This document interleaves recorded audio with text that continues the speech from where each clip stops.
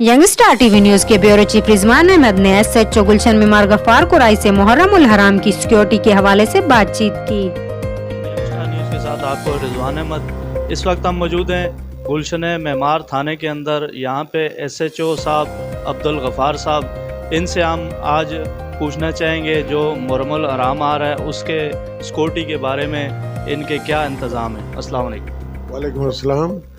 बहुत मेहरबानी आप आए और हमसे मालूमात लेने के लिए।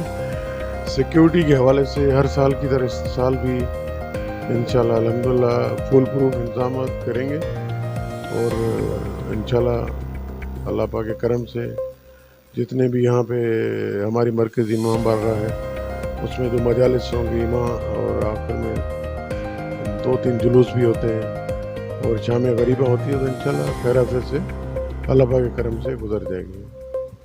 बहुत शुक्रिया सर।